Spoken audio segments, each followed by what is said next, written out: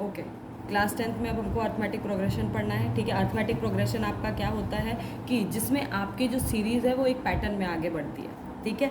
अब यहाँ पे फॉर एन एग्जांपल कि हम लोगों ने ले लिया कि 1 2 3 4 अप टू सो ऑन, ठीक बेटा। उसके बाद हमारे पास क्या होता है, जैसे मैं आपको बोल दूँ कि आप इवन नंबर का कोई पैटर्न लिखिए, जैसे 2 4 6 8 अप टू सो ऑन, या ऑड नंबर का पैटर्न मेरे को बताइए कि 1 3 5 अप टू सो ऑन। यानी कि एक सीरीज़ में इसको आगे बढ़ना चाहिए, ना कि अगर मैं आपसे बोलूँ कि भाई मेरे को आप इवन नंबर बताइए, तो आप मेरे को क्या बता रहे हैं कि 5 बता रहे हैं, फिर 1 बता रहे हैं, फिर 9 बता रहे हैं, तो this is not our AP, ये हमारी एपी नहीं होंगी। एपी एक पैटर्न में आगे बढ़ती है। इसकी जो जर्नल फॉर्म होती है वो क्या होती है, जर्नल फॉर्म आपकी होती है ए, फिर A plus D, A plus 2d up to, इसी तरीके से ये आगे बढ़ती जाती है, जहाँ पे ये हमारा फर्स्ट टर्म है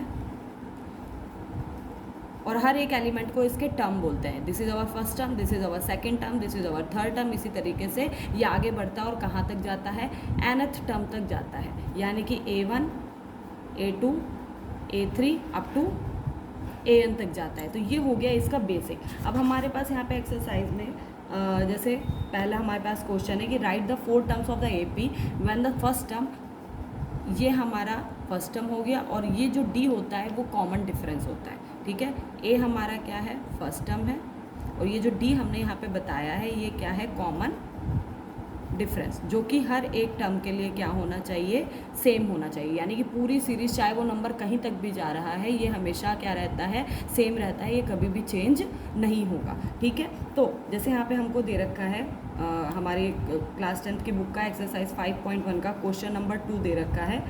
फर्स्ट कि a इज इक्वल्स टू 10 है और d की भी वैल्यू 10 है, तो हमको फर्स्ट 4 टर्म्स निकालने हैं। तो पहला टर्म तो हमको दे ही रखा है, ठीक है। a1 आपके पास है, a1 is equals to a।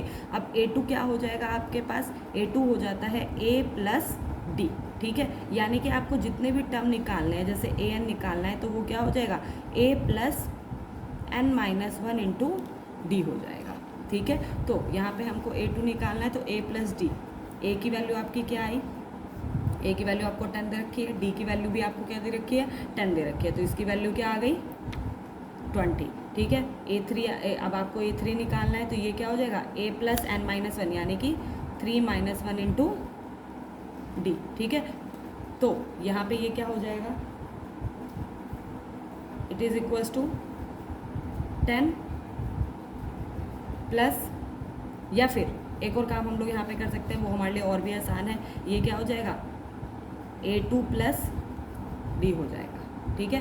a2 plus D हो जाएगा, which is equals to a2 की वैल्यू हमारे पास 20 प्लस 10 क्या आ जाएगी, 30। और लास्ट हमारा जो टर्म हो गया, हमको क्योंकि फर्स्ट 4 टर्म्स निकालने, a1 हमको दे ही रखा था, a2 हमने निकाल लिया, a3 हमने निकाल लिया, a4 हमने निकाल लिया, ठीक। तो यहाँ पे देखो क्या हो जाएगा, ये आपको क्या दे रखा है, a3 प्लस डी। आपको केवल हर एक टर्म में क्या करते जाना है, डी को ऐड करते जाना है। जब आप ऐसा करेंगे तो आपका बड़ी आसानी से आंसर आ जाएगा। a3 आपके पास 30 है, डी की वैल्यू आपके पास गिवन ही है 10, तो 30 प्लस 10 इज इक्वल्स टू 40। अगर हम इस वाले तरीके से भी करते तो भी हमारा आंसर सेम ही आता। ए हमारे पास क्या था, ए की वैल्यू हमारे पास 10 है, 3 माइनस 1 आपका हुआ 2, और 2 10 जा भाई 2 मल्टीप्लाई बाई 10 20 हुआ, ठीक है। ये फॉर्मूला बेस्ड होगा, ये हो गया हमने डायरेक्ट मेथड से किया कि हमको फर्स्ट टर्म दे रखा है, तो हमको अगले वाले टर्म में क्या करना है, केवल अपने कॉमन डिफरेंस को ऐड करते जाना है, and you will get your answers. Thank you.